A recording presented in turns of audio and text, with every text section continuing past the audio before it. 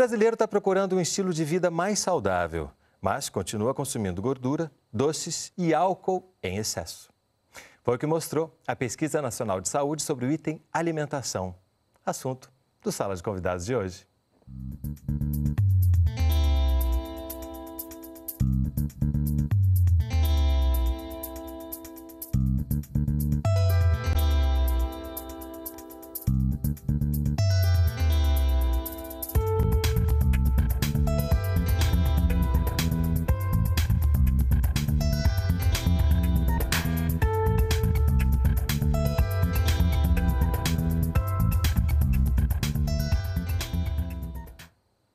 Para conversar com a gente, estão no estúdio Célia Landmann Schwarzwald, coordenadora da Pesquisa Nacional pelo Instituto de Comunicação, Informação Científica e Tecnológica em Saúde, da Fiocruz, Maria Lúcia Vieira, do Instituto Brasileiro de Geografia e Estatística, Débora Carvalho Malta, do Ministério da Saúde, e Ana Paula Bortoleto Martins, do Núcleo de Pesquisas Epidemiológicas em Nutrição e Saúde, da USP.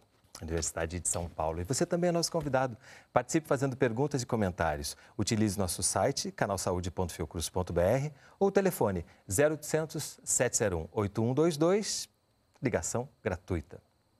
Afinal, como estão os hábitos alimentares dos brasileiros? A pesquisa traçou o perfil de saúde da população brasileira e analisou várias questões como tabagismo, estilo de vida e alimentação. No que diz respeito à alimentação, o estudo mostrou que os hábitos à mesa têm mudado.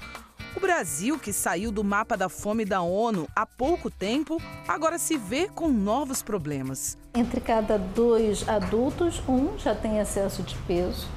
E entre as crianças, de cada 3 crianças, 1 já tem excesso de peso. Né?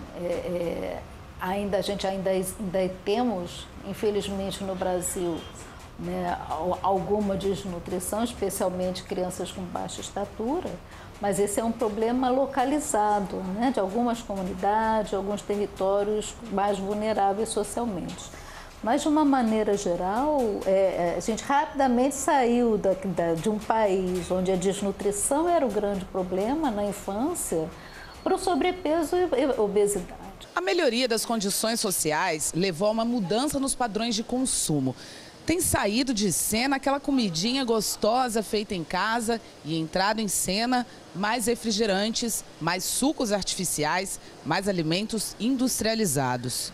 Prova disso é que o estudo apontou que apenas 37% da população costuma comer, em média, 5 porções diárias de frutas e hortaliças, consumo que é mais comum entre as mulheres e cresce entre os idosos. Você julga que tem uma alimentação boa? Durante a semana, sim. Final de semana, não. A gente que trabalha fora come muita coisa já pronta, industrializada. Então, eu procuro escolher mais entre frutas e legumes, sem abrir mão da carne, que é difícil, né? Minha esposa, ela toma conta disso, né? Então, a alimentação, pelo menos na minha casa, é saudável, né? Eu gosto de manter uma alimentação saudável, mas nem sempre dá tempo, com a correria do dia a dia. Trabalho, e aí trabalho é 1 hora só de almoço, e aí não dá para comer sempre bem. Eu só como o que eu gosto não faz bem para a saúde. Como se vê, zelar por essa qualidade não tem sido fácil. Ter tempo para cozinhar virou raridade. E na correria, vai o que está mais fácil e ao alcance. Comer não é só ingerir nutrientes, né? Junto com o ato de comer, nós temos uma série de outras questões que também são saudáveis, né? Até para a nossa emoção, né? Para a nossa possibilidade de relacionamento. Às vezes a gente está tão envolvido com o trabalho, tem tanta coisa para fazer, e se a gente simplesmente come para matar a fome, pega um pacote, abre, vai para frente da televisão e come, ou então está trabalhando, abre um pacote de alguma coisa e come, nem olha para o que está comendo. Esse corre-corre tem provocado nos últimos anos a redução do consumo de alguns alimentos tradicionais como o feijão. Mas a pesquisa mostrou que essa tendência de queda vem se estabilizando. O feijão está presente nas refeições de 72% dos brasileiros.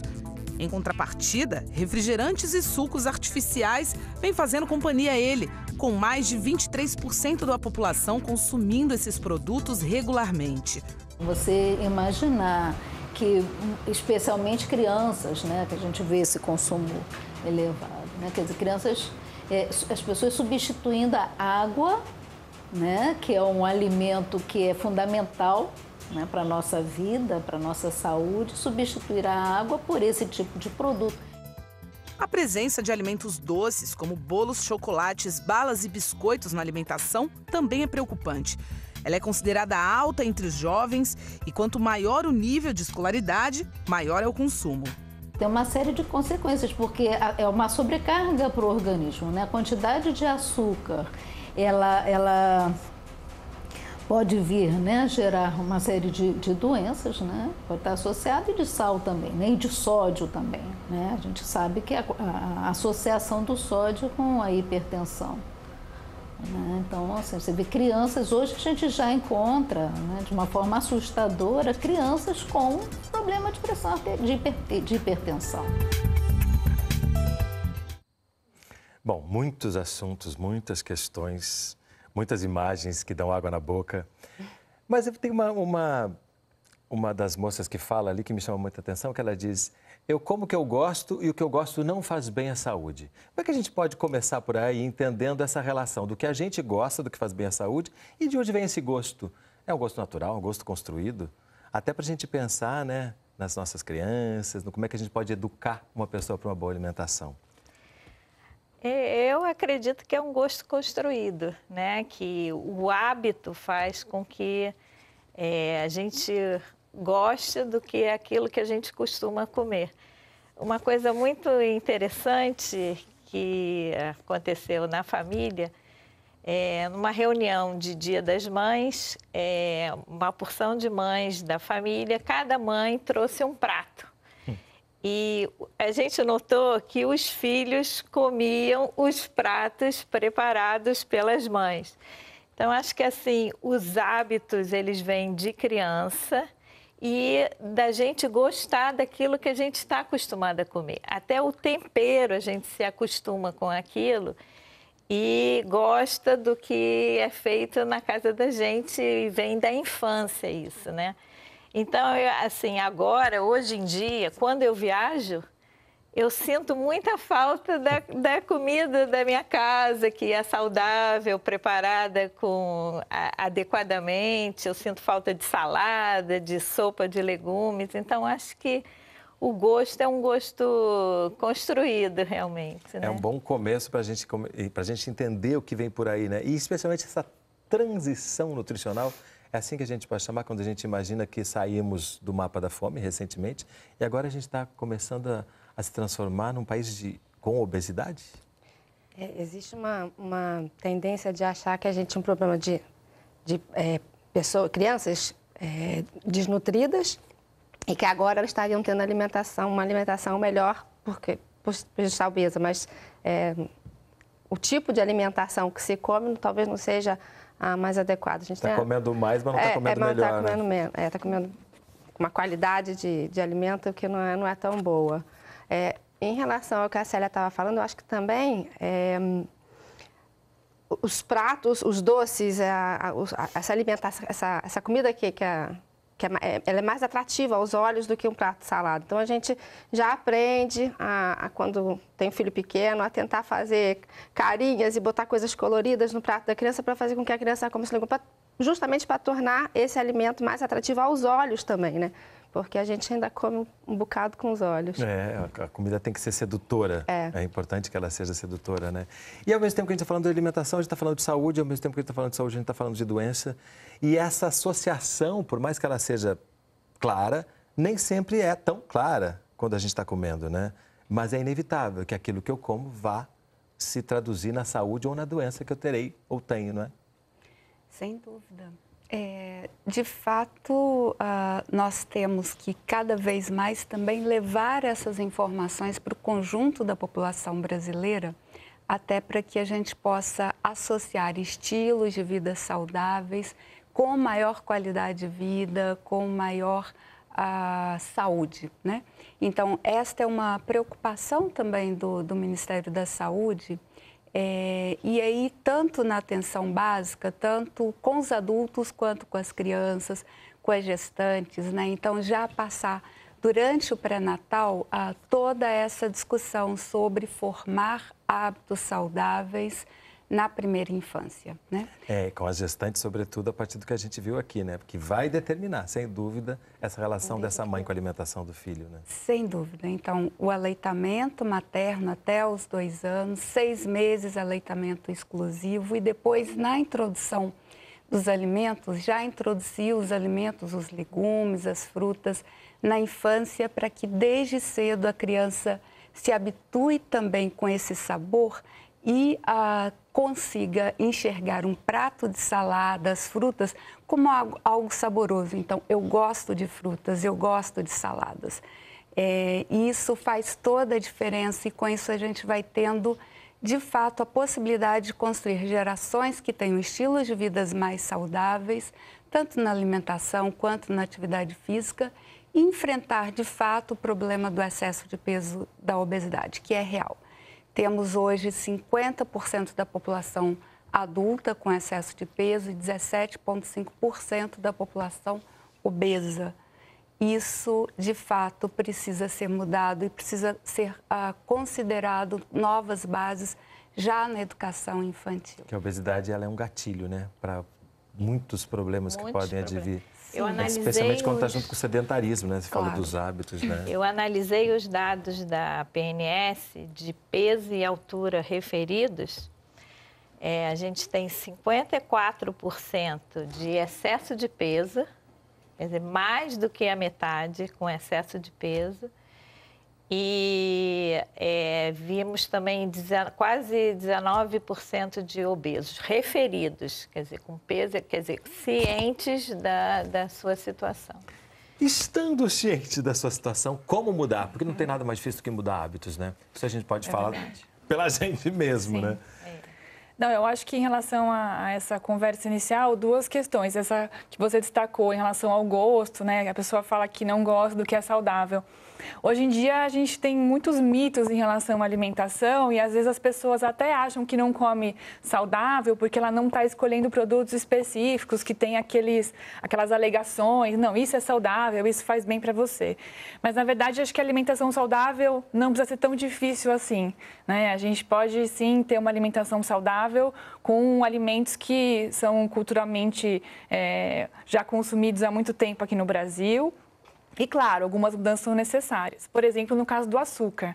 Aqui no Brasil, a gente tem o hábito de consumir muito açúcar já desde a época da colonização portuguesa. A produção do açúcar era muito grande, é um alimento fácil. Com afeto, né? Fica tudo associado ao docinho da vovó. E, além disso, o açúcar é um paladar inato. A criança já nasce com esse paladar desenvolvido. Os outros tipos de gosto você tem que desenvolver. Então, claro, ele é um paladar doce ao primeiro porque é para facilitar a sensação do leite materno. Mas os outros paladares, se você não consegue oferecer para a criança, não vai diversificando esse paladar, ela vai ter mais dificuldade no futuro de aceitar outros tipos de gostos que não o doce. Olha, o paladar fica subdesenvolvido, esse sentido fica subdesenvolvido. Interessante isso, né? Por isso a gente fala da pessoa experimentar o alimento várias vezes até, porque a primeira vez ela pode não gostar, mas depois ela vai se acostumando e o paladar vai lá desenvolvendo. Olha, o gosto, isso é ótimo, né? Porque a gente tem essa mania, não gostei e aquilo já está para sempre fora do cardápio. Mas talvez não gostou desse primeiro impacto porque ainda não se acostumou a ele. Depois pode virar um prazer, né? Porque a gente está falando de prazer o tempo inteiro. Então, a gente mora num país quente, né? Em que calor. Pensa bem, o que é melhor? Depois de uma praia, depois de uma piscina, ou depois do trabalho, chegar em casa, comer uma fruta, uma melancia bem suculenta ou um doce cheio de açúcar e creme. Deveria ser bem mais lógico, né? Entra a questão que é uma influência que a gente não falou ainda, que é a questão da publicidade também, né? Sim. Então, a gente tem aqui no Brasil uma diversidade enorme de frutas, de hortaliças, cereais, leguminosas, que é enorme, mas a gente não aproveita essa diversidade, porque esses produtos geralmente não são os produtos que estão lá na televisão, na internet, nos outdoors, falando, não, isso aqui que faz bem, ou então isso aqui vai te trazer felicidade, bem-estar. E aí elas vão procurar os produtos que estão na publicidade, que vai parecer um status, né, para ela consumir aquele produto. Casa, cansada do dia quente do trabalho, aí come um biscoito sabor melancia. Porque isso tem na publicidade, né? Exatamente. Em vez de abrir aquela melancia geladinha. Não é? Pois é. De fato, eu nunca vi propaganda de maçã. E dessas... Porque aí também tem a ver com a sedução que você falou, né? Que a publicidade vive disso. Estuda isso, sabe fazer isso, né? Como ninguém. Os melhores profissionais estão lá para nos enganar o tempo inteiro. Esta é a profissão deles. Agora, como contrapor isso? Porque a gente está falando de uma contraposição que é gostosa, que faz bem ao nosso clima, ao nosso ambiente, que pode ser bastante prático, né? Então, a gente tem que saber também como contrapor, como seduzir fortemente. Com a informação, né? Com a informação, mas também na infância e na escola. Então, é essencial que os pais ofertem cada vez mais as frutas e de forma diversificada na família, até para que esse gosto ele vá se formando durante a infância, mas também na escola. Nós temos também que tomar muito cuidado e cada vez mais ampliar as ofertas de alimentos saudáveis na escola. Nós temos já algumas iniciativas que são muito importantes. Tem uma iniciativa que é a questão de que sejam ofertadas pelo menos 30% de alimentos frescos na merenda escolar. Isso é muito interessante, porque a possibilidade de você também formar esses hábitos saudáveis na infância e, além disso, você diversifica a economia local, porque frutas, legumes e verduras, eles são produzidos pelos pequenos agricultores próximos daquela escola, daquela creche, né? Na medida que a própria escola de uma pequena cidade comercializa e compra esses alimentos, né? Então, tanto forma hábitos alimentares saudáveis naquelas crianças, naquela comunidade, como também diversifica a economia local. Porque a gente está falando disso tudo quando está falando de alimentação, né? Sim. Está falando da relação familiar, está falando da publicidade, está falando da sedução e do prazer, e está falando de como alimentar essa cadeia toda, privilegiando quem produz saúde. Sim. Só que a gente percebe hoje em dia que isso inverteu mesmo. A gente está privilegiando quem não produz saúde. Porque esses alimentos, hoje em dia você vê que os biscoitos, os refrigerantes, esses doces, eles estão muito mais acessíveis, não são caros, né? Então acaba sendo uma solução. Vamos solucionar o problema da alimentação. É isso, porque a manutenção desses alimentos é muito mais fácil do que a manutenção de frutas e legumes. Porque eles estragam, frutas e legumes estragam com, assim, 1, 2 dias se não consumir. Enquanto que esses sucos enlatados ou em caixinhas, né, eles são muito mais fáceis de manter. Biscoitos, é tudo muito mais fácil, eles não estragam com tanta facilidade. E tem uma falácia, né, porque agora você falando da publicidade ou até da sedução, de como eles aparecem, geralmente a palavra natural está usada, né? Suco natural. Suco natural, cheio de sódio. Cheio de sódio, acidulantes, conservantes e outros tantos antes, mas está lá. Suco natural. Né? E aí a gente já, vou tomar um suco natural, vou ser saudável. É o néctar, na verdade, né? A palavra definição do suco com açúcar e outras coisas é néctar. E néctar parece que é uma bebida a mais, né? Ou seja, a gente suco. Tem que estar sempre atento, né? Por isso, aí a questão da informação fundamental, porque a gente tem que estar sempre atento ao que nos a não cair nas ciladas que nos são ofertadas diariamente, né? E é complicado, né? Porque o estilo de vida, e eles falaram isso aqui na abertura, te leva sempre a escolher a opção mais fácil, né? E, ao mesmo tempo, mudar um hábito é muito difícil. A gente está falando de uma coisa que aparentemente é simples, mas não me parece tão simples assim, né? Na Na verdade, eu acho que a gente tem hoje já algumas soluções, como a Débora mencionou, na alimentação escolar, no ambiente de trabalho, até para quem come fora, por exemplo. Você comer num restaurante muito comum aqui no Brasil, que é restaurante por quilo, você pode ter opções saudáveis lá, né? Você vai comer o arroz e o feijão, que é tão importante, vai ter uma opção de salada, uma opção de uma carne que não seja com muita gordura, né? Mas o que acontece é que, de fato, a escolha que é complicada, porque você tem que optar em comer um restaurante por quilo, ou então num fast food, ou então num carrinho na rua de lanche pronto, né? Então, a questão é mais assim, ter a informação, ter o acesso a esses alimentos de uma maneira que seja mais fácil para as pessoas buscarem o alimento mais saudável.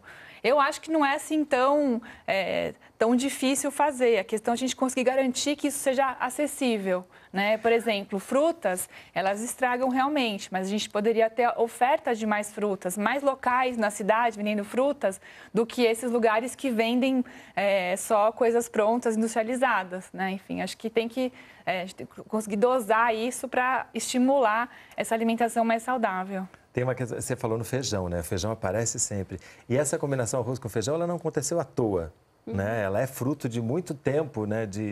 Da cultura brasileira. Carlos Machado de Muriaé, de Minas Gerais, pergunta: a combinação tão brasileira do feijão com arroz ainda se mantém como base nutritiva de nosso cardápio, mesmo em climas quentes, onde comer feijão poderia parecer inadequado? Não, a gente viu que o consumo do feijão, ele está ainda em mais de 70% dos brasileiros adultos, né? Então, acho que esse hábito permanece e é um hábito bom, né? É considerado como um hábito saudável. Agora, o problema é que se dá continuidade ao uso do feijão com arroz, mas ao mesmo tempo se toma refrigerante, mais de 1/5. Refrigerante podia ser completamente cortado, né? Isso, cortado. Não vai fazer falta para ninguém, a não ser para quem produz e para quem divulga e faz a propaganda do refrigerante. Porque não faz bem nenhum, né? Ele pode até dar uma saciedade, mas ela também é momentânea, logo você tem mais sede ainda, né? E isso a gente nunca viu em nenhuma propaganda. É interessante que esse consumo de feijão, ele é diferente regionalmente, né? Existem regiões que o consumo é maior do que em outras. E também por sexo. Os homens têm eles comem mais feijão do que as mulheres. É, porque nos dizem desde pequeno, come feijão para ficar forte, guri, né? Aí a gente acredita que come. E tem uma ilusão de que o feijão é mais calórico, mas na verdade a densidade de energia do feijão então a mulher não come. É muito menor do que uma comida pronta, né? Você consumir o arroz e feijão, além de ter uma combinação adequada de nutrientes, tem uma densidade de calorias que é baixa, tem fibras, tem muitos benefícios. Os benefícios são muito maiores do que quando você comer uma comida pronta. E ele é protetor da obesidade. Então, essa saciedade dessa duplinha arroz com feijão é muito interessante porque inibe também aquela coisa de toda hora abrir um snack, né? Abrir esses lanches prontos, que não tem nada. Porque ele vai te manter saciado por mais tempo. Por mais tempo, né? Olha, e aí depois. Isso é uma informação importante, né? Você falou que as mulheres não comem com medo de engordar e é justamente o contrário, né? Elas podem se prevenir. A alimentação que a gestante adota durante a gravidez pode influir nos hábitos alimentares do seu bebê? Guida Ruiz, de Recife. Que interessante, né? Será que a mulher, enquanto grávida, já está formando os hábitos alimentares? É difícil. Eu não sei, mas na minha vida particular não foi. Não foi. Não foi. Mas eu acho que ela influenciaria muito mais nos produtos que ela come, e com isso ela dá exemplo para o seu filho, né? Na medida que ela compra e abastece a sua geladeira com determinados itens, é esse exemplo e é essa oferta que ela vai prover para o seu filho que, de fato, vai formar os hábitos alimentares na família, né? Com certeza vai influenciar o crescimento, o desenvolvimento do bebê, né? Uma alimentação saudável na gestação, ganho de peso adequado, com certeza ela vai ter um bebê muito mais saudável.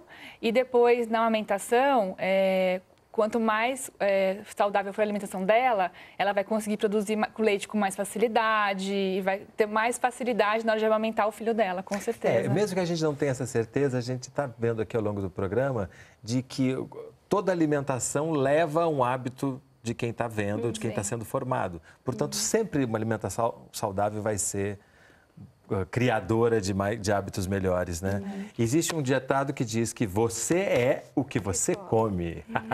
Nesse sentido, o que podemos dizer sobre o povo brasileiro? Quem é esse cidadão? Marília Lanes, de Curitiba. Quem somos nós? Aí eu me lembrei, você estava falando aqui nessa coisa do calor, né? E falando do arroz e feijão, dessas culturas brasileiras. Eu me lembrei do acarajé, né? Do pastel, dessas frituras que são muito... do bolinho de bacalhau, que são coisas caldo de cana. Que o brasileiro adora, né? A fritura, ela é muito presente, né? As pessoas gostam da fritura, né? Gostam. E a fritura é um problema, né? Porque não tem valor nenhum, né? Nutritivo? Nutritivo e é só gordura mesmo, né? Ver um pastel com queijo, assim, feito naquela gordura que a gente nem sabe a origem, né? Que todo mundo come na feira. A feira está cheia de alimentos saudáveis, mas a barraca do pastel é a mais cheia de todas. É a mais procurada, né? E além da fritura, o açúcar e o sal, eles são ingredientes que, de fato, o brasileiro incorpora. E a gente tem que repensar isso também de forma, numa perspectiva de uma alimentação saudável. A Pesquisa Nacional de Saúde aponta isso também. Em relação ao sal, tem uma pergunta se você considera que o seu consumo de sal é elevado. E a gente está aí por volta de 16% adequado, né? Que 16% só que considera que tem um consumo elevado de sal. E nós temos outras pesquisas prévias, inclusive em própria parceria com o IBGE, que mostram que o brasileiro consome 12 gramas de sal diariamente, enquanto o recomendado seria em torno de 5 gramas. Né? Além do dobro, estamos comendo além do dobro do sal, né? Renato, Débora, a pergunta é se ele considera adequado, né? Então é importante lembrar que pode ser que ele tenha um consumo elevado, mas ele acha que é adequado porque para ele é adequado. Desde pequeno é isso. É a percepção dele, né, do que ele acha que é adequado. Então ele pode ter respondido adequado e ainda assim ter um consumo elevado. Mas ele vai mudar de ideia quando ele lê o Guia Alimentar para a População Brasileira, que é o que a gente vai se debruçar sobre no próximo bloco. Sala de Convidados vai fazer um breve intervalo. Não sai daí, a gente volta já.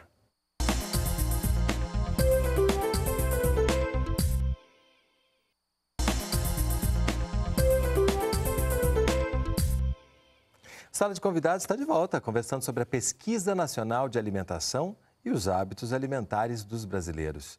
Nossas convidadas são Célia Landmann Schwarzwald, coordenadora da Pesquisa Nacional de Saúde pelo Instituto de Comunicação, Informação Científica e Tecnológica em Saúde da Fiocruz, o ICICT. Maria Lúcia Vieira, gerente da Pesquisa Nacional de Saúde pelo IBGE, Instituto Brasileiro de Geografia e Estatística. Débora Carvalho Malta, diretora de Doenças Crônicas do Ministério da Saúde. E Ana Paula Bortoleto Martins, pesquisadora do Núcleo de Pesquisas Epidemiológicas em Nutrição e Saúde, da USP, Universidade de São Paulo. E você também é nosso convidado. Participe fazendo perguntas e comentários. Utilize o nosso site, canalsaude.fiocruz.br ou o telefone 0800 701 8122, ligação gratuita. A gente vai conhecer agora o Guia Alimentar para a População Brasileira. Comer não é só ingerir nutrientes. Comer é um ato de cuidado e carinho consigo mesmo. Cozinhar é se importar com este ato. É ter a oportunidade de cuidar das pessoas, de se aproximar e de compartilhar. O Ministério da Saúde lançou um guia alimentar para resgatar essa cultura que anda esquecida na correria do dia a dia. Fala também da importância da gente resgatar a nossa cultura alimentar, como não só pela parte dos alimentos que a gente já tem na nossa cultura e que são saudáveis, mas também pelo que existe em torno, né, da produção da refeição em família, né? Então, da gente voltar para a cozinha, né? Juntar com as pessoas de casa para trocar receita, preparar comida junto, comer junto. A publicação traz orientações sobre quais cuidados e caminhos devemos seguir para ter uma alimentação saudável, saborosa e balanceada, sem focar apenas nos modelos de grupos alimentares e porções. Então, ele esclarece para a população a diferença do que é alimento in natura, do que é o alimento processado, do que é esse alimento ultraprocessado, né? O que a indústria faz com o alimento. O objetivo é promover a saúde, combatendo a desnutrição e prevenir doenças em ascensão, como diabetes, hipertensão, obesidade e doenças crônicas como infarto, AVC e câncer. A linguagem é voltada para a população, mas também pode ser utilizada por profissionais de saúde, educadores e agentes comunitários. A versão impressa vai ser distribuída em unidades de saúde de todo o país e a digital vai ficar disponível no site do Ministério. O Brasil é um país que ainda tem condição de que, se por meio de um trabalho efetivo, né, se consiga um resgate de bons hábitos, né, uma melhoria, numa transformação. A gente não é um país que a população basicamente só come empacotados. Estou com um guia aqui comigo que, além desse guia impresso, está disponível no site. Né? Isso é muito importante, porque esse guia impresso tem destinatários importantes, né, que são multiplicadores que vão ajudar a essa batalha, que a nossa entrevistada é otimista, ela diz que é possível resgatar, eu quero saber se vocês concordam com isso. E aqui tem esse, eu tenho com esse aqui na mão, que mostra, ele é muito bonito, né? Ele é muito atrativo, a gente falou de fazer as comidas ficarem atrativas, e é um guia também que dá vontade da gente vasculhar e melhorar a nossa alimentação. É possível, nesse sentido, a gente percebe que a gente está tendo além desse bombardeio da publicidade, a gente adotou um estilo de vida meio americano, né? Dessa coisa do fast food, dessas comidas industrializadas. E isso acabou seduzindo as pessoas e sendo associado também a um estilo de vida de uma classe mais favorecida. Na opinião de vocês? Mais ou menos. Mais ou menos? Não, na verdade, o Brasil, a gente tem dados de pesquisas populacionais que o IBGE também fez, as pesquisas de orçamentos familiares. E a gente sabe que a gente, de fato, vem evoluindo para aumentar o consumo de alimentos ultraprocessados, que a gente fala no guia. Né? Desculpa, eu vou te interromper. Ultraprocessados. Tem in natura processados e ultraprocessados. Isso. In natura ou minimamente processados e ultraprocessados. E aí, junto com os alimentos in natura ou minimamente processados, tem os óleos, gorduras, açúcar e sal, que são usados para as preparações culinárias, né? E essa que deve ser a base da alimentação. Alimentos in natura, frescos, minimamente processados e preparações culinárias à base desses alimentos. O que são os processados? Os processados são aqueles alimentos que recebem a adição de açúcar, gordura, ou sal, mas ainda você consegue reconhecer como um alimento que veio da natureza. Como, por exemplo, uma fruta em calda, um peixe enlatado, uma carne seca. Né? Você tem adição de açúcar, sal e gordura, mas ainda reconhece como um alimento. Eles podem fazer parte de preparações culinárias, né, em pequenas quantidades. Já os ultraprocessados, eles substituem as refeições. A maioria deles são formulados para você consumir ao invés de consumir um alimento fresco. Esses são os grandes vilões, sem dúvida nenhuma, né? Sem dúvida. E o que acontece no Brasil é que o consumo desses alimentos está aumentando. Mas, hoje, a gente está por volta de 30% do consumo de calorias desses alimentos. Nos Estados Unidos, como você estava falando, já passou de 80%. Então, a nossa realidade aqui, por isso que ela foi otimista e eu também sou otimista, a gente ainda tem muita chance de conseguir reverter esse crescimento. Porque até eles estão tentando, né? Os Estados Unidos também perceberam isso e estão tentando resgatar um pouco, né? Porque lá realmente quando vê as pessoas, você fica até assustado, né? Como o hábito alimentar deles realmente virou uma coisa descolada do natural, né? Totalmente, totalmente. E, inclusive, deixa eu só te pedir uns exemplos de ultraprocessados, porque já que são os vilões, vamos falar deles. Vamos. Os alimentos ultraprocessados, eles são aqueles que são formulações da indústria com ingredientes que geralmente a gente não consegue nem ter em casa para cozinhar. Então, por exemplo, são o macarrão instantâneo, as bolachas, recheadas ou qualquer tipo de bolacha. Os refrigerantes e as bebidas açucaradas, como os néctares de fruta, também são ultraprocessados. Aquelas caixinhas de suco onde está escrito natural. Todos aqueles. As barrinhas de cereais. Que aparecem como uma grande solução e estão na categoria dos vilões. Olha que interessante. Comida congelada, aquela comida que você põe no micro-ondas e esquenta, é ultraprocessada, né? Então, hambúrgueres, as coisas de embutidos também, que você tem que só ou tá pronto para consumir, ou você só frita ou esquenta, nuggets, aqueles, né, empanadinhos também, tudo isso é ultraprocessado. E olha que engraçado, engraçado não, que trágico, porque nuggets é associado à criança também, né? É uma forma... Tem um apelo infantil muito forte. Ai, ai. E a gente tem que olhar isso, eu acho, num contexto mais social, entendeu? São as mulheres que começaram a trabalhar mais, o Brasil está mais urbanizado, né? Agora nós temos pouca...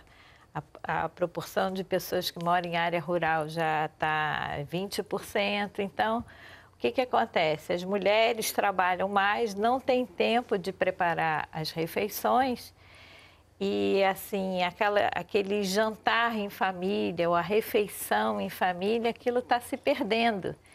E é muito mais fácil, até para a própria criança, pegar uma comida congelada, esquentar no micro-ondas, ou o exemplo do miojo, que é terrível, né? Porque são alimentos que são muito fáceis de fazer. Então, para a mãe que às vezes sai de um emprego, vai para outro para conseguir ser economicamente mais rica, ela acaba comprando também alimentos que são resolutivos desse estilo de vida. Aqui, né? tem o capítulo 4 do guia, que é o ato de comer e a comensalidade, que é isso que você está falando, que a gente falou aqui ao longo do programa, né? Comer não é só ingerir coisas, né? Tem todo uma...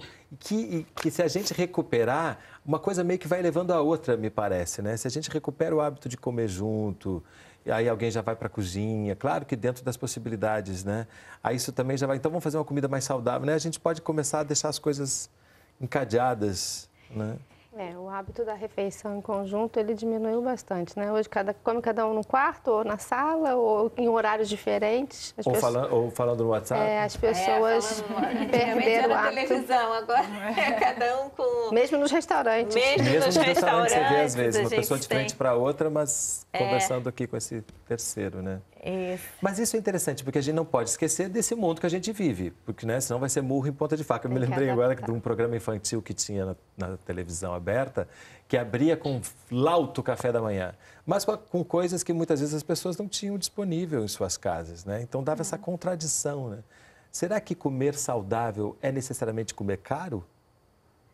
Isso eu acho uma coisa que a gente tem que desfazer, né? Sem dúvida, eu acho que a gente tem que desfazer e também ampliar as ofertas de alimentos saudáveis e com custo mais reduzido. Você está falando de políticas públicas, né? Em termos de políticas públicas, isso é essencial, mas também há muitas opções de alimentos saudáveis e que não são caros, né?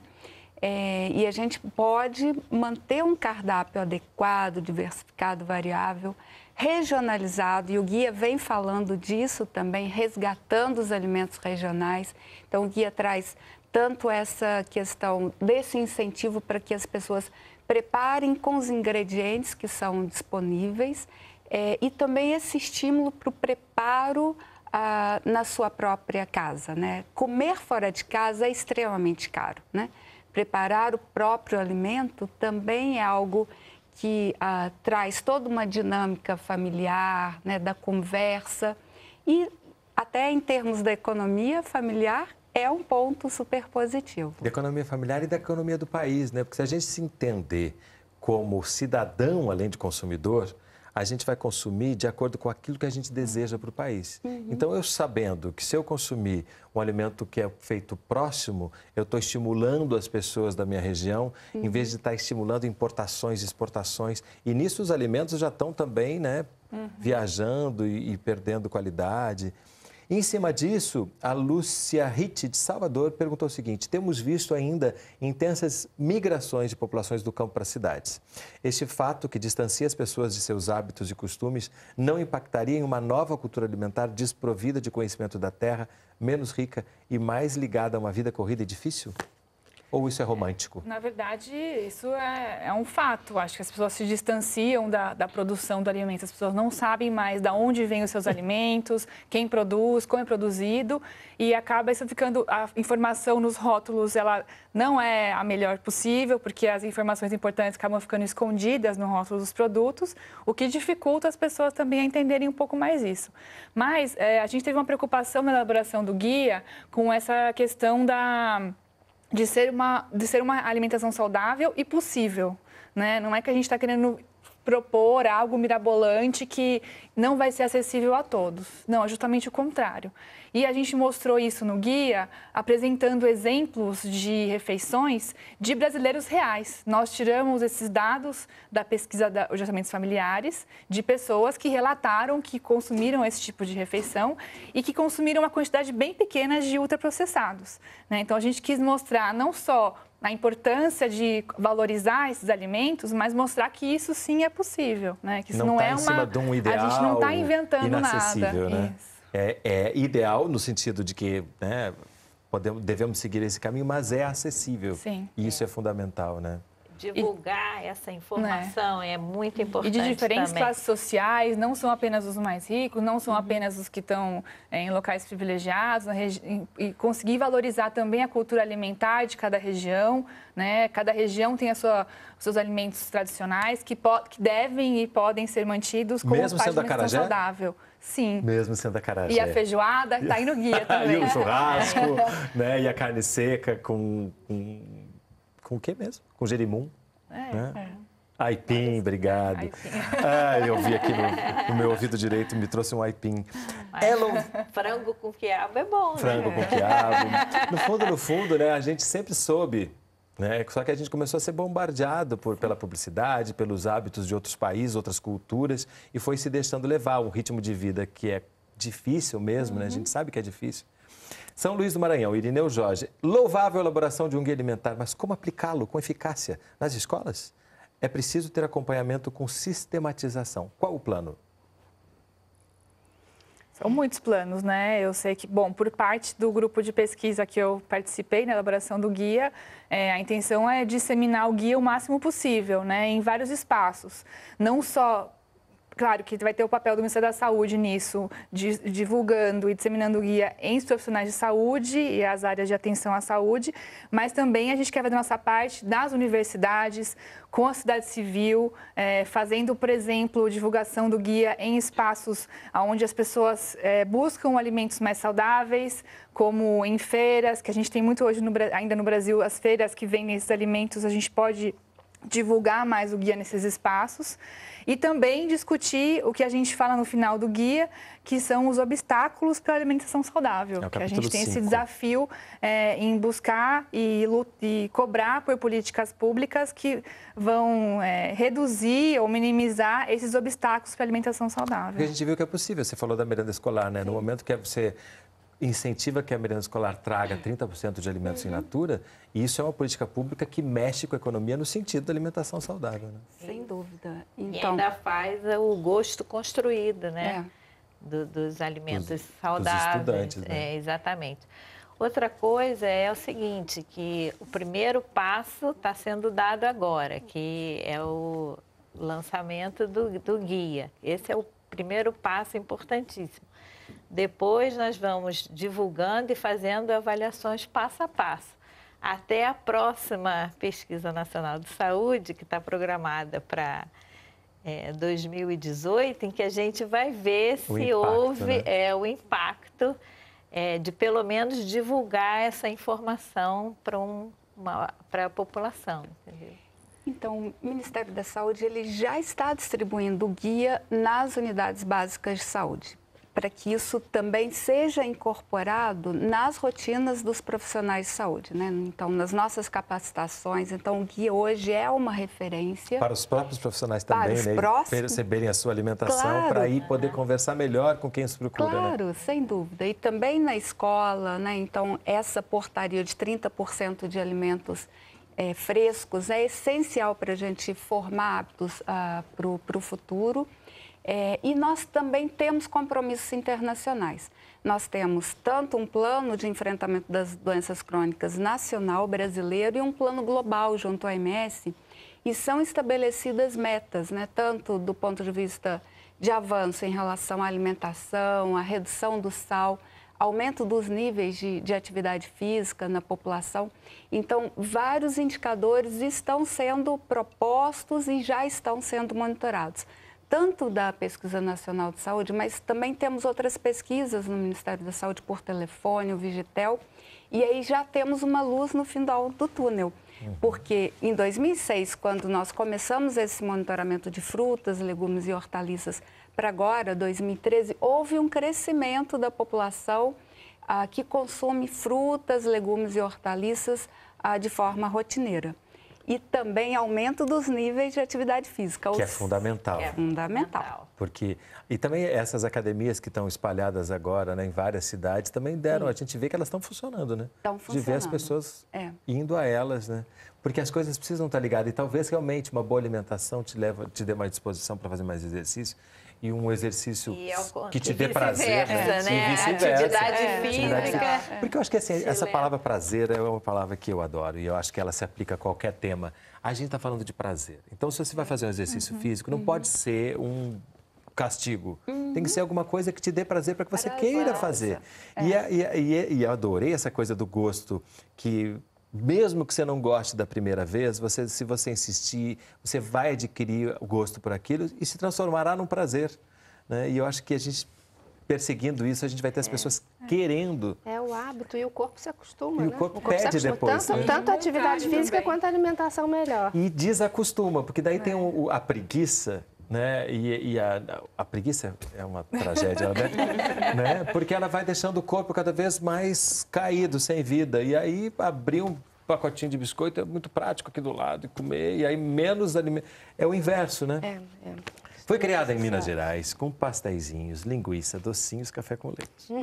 Minha avó, se fosse viva hoje, ia se sentir em outro mundo. Hoje essa alimentação é totalmente proibida, Virgínia de Minas Gerais, essa preocupação, né? Não, eu acho que não. Acho que a gente tem, hoje em dia, na mídia, é divulgada muita informação sobre alimentação, né? E você tem que consumir esse alimento porque esse é aquele alimento milagroso que vai resolver. Então, se você não fizer aquele alimento como a sua alimentação, nada vai ser resolvido, né? Então, acho que a gente tem que acabar com essa história de que tem um alimento milagroso. Não, é uma combinação de alimentos. É claro que os alimentos, os doces típicos, o queijo de Minas, podem fazer parte de uma alimentação saudável. Você tem que avaliar o contexto todo, valorizar os alimentos frescos, frutas, hortaliças, cereais. Essa é a regra de ouro, né? É, a regra de ouro, como exatamente. Regra de ouro, né? Prefira sempre. Pegar essa regra... Se sair daqui com esse programa, já com essa regra na cabeça... Perfeito. Ponto positivo, né? Porque não há dúvida que é um dos primeiros passos até para a gente começar a ter esse gosto, né? Tem uma ótima aqui, o que é um alimento orgânico? Meu marido diz que todos os alimentos são orgânicos. Tina Brasil, do Espírito Santo. Não, a gente tem uma definição, né, de alimentos orgânicos na legislação. Os alimentos orgânicos são aqueles que são produzidos sem o uso de nenhum tipo de agrotóxico e sem o uso de sementes que são geneticamente modificadas, né? Então, são alimentos que são livres de veneno. Aí que a gente fala um pouco no guia também sobre isso, quando a gente fala sobre que a alimentação saudável ela tem que derivar também de um sistema alimentar sustentável. Né? Então, privilegiar um sistema de produção de alimentos que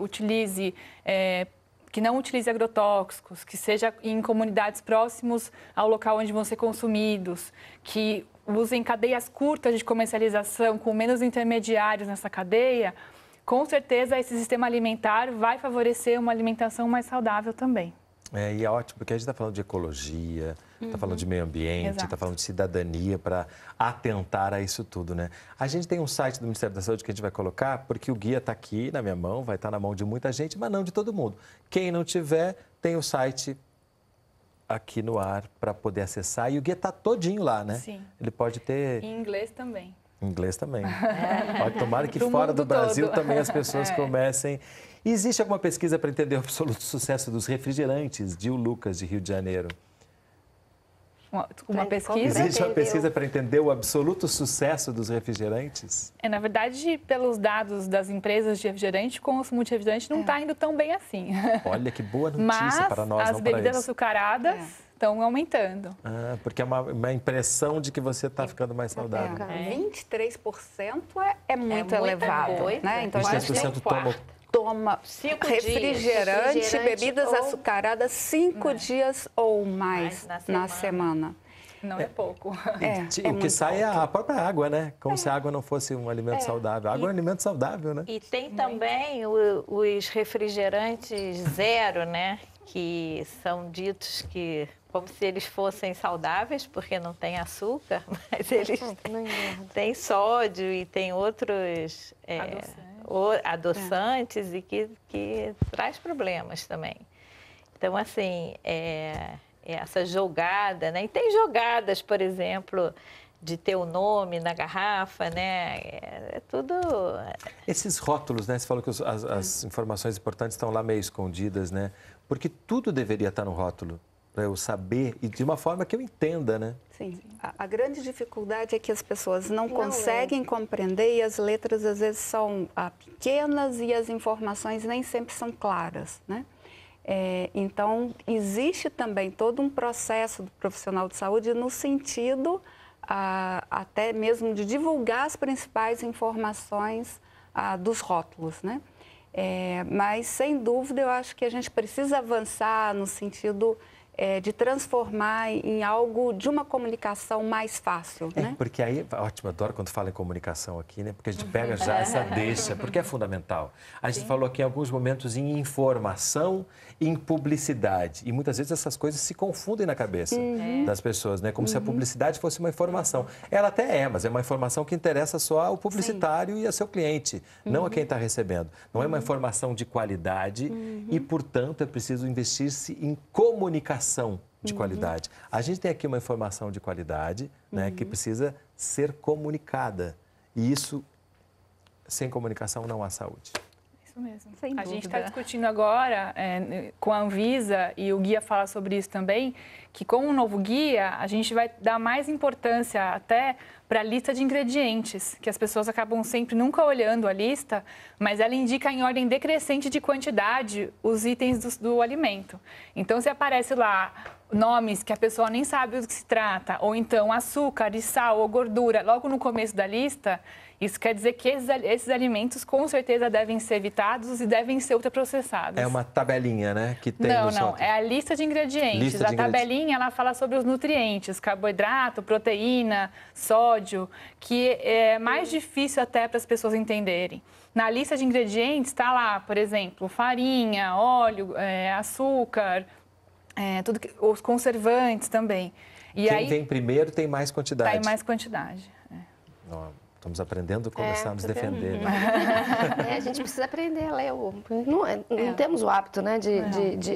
A gente vê que tem, procura, de repente, às vezes, lá, gorduras saturadas, quantidade de fibras, e se tem glúten ou não, mas a gente não tem o hábito de basear nossa alimentação a partir do... E claro, se não tiver rótulo, provavelmente vai ser melhor, porque vai ser um alimento fresco ou minimamente processado. Então, sem rótulo, que vai ser bom. Esse tema é muito importante, mexe com questões mais amplas como leis, relações com produtores de alimentos, a luta dos pequenos produtores, enfim, há um planejamento para fazer face a esses embates, ou nós, mães e pais, teremos que enfrentar sozinhos essa luta para uma mudança de qualidade em nossos produtos alimentícios. Gabriela Mares, de Goiás. Não, o Ministério da Saúde está totalmente antenado em relação a todas essas questões. E já existem algumas alternativas em curso, né? Uma delas, o próprio incentivo da agricultura familiar, é uma parceria que nós temos, né, Ministério da Saúde e Ministério do Desenvolvimento Agrário, o MDA, no sentido de cada vez mais estimular a agricultura familiar. E hoje a maior parte desses alimentos saudáveis, eles vêm exatamente do pequeno agricultor. Mais de 80% desses alimentos, eles vêm porque a agricultura, a agroindústria, de fato, ela produz commodities, né? Algo para exportação. Né? O que abastece o nosso dia a dia vem realmente dos pequenos agricultores. Portanto, todos nós temos que defendê-los, porque são eles que nos alimentam. Sim. E eu vou encerrar o programa. Aqui a parte de trás do guia tem aqui uma sigla, que não sei se vai dar para mostrar, porque ela está pequenininha aqui no meu dedo, que é SUS. Sistema Único de Saúde. O tempo inteiro aqui a gente está falando de saúde e do nosso Sistema Único de Saúde, porque tudo aquilo que não é hábito saudável vai desembocar no nosso sistema de saúde. Portanto, a prevenção, a alimentação saudável é fundamental para que a gente tenha um país e um Sistema Único de Saúde também saudável. Obrigadíssimo pela presença de vocês aqui conosco hoje. Obrigada. Obrigada, Renata. E se você quiser rever ou mesmo gravar esse programa, entre no nosso site, canalsaude.fiocruz.br. Você pode também acompanhar o Canal Saúde no Facebook e no Twitter. O Sala de Convidados contou com a colaboração da NBR e a gente se vê na próxima semana. Até lá!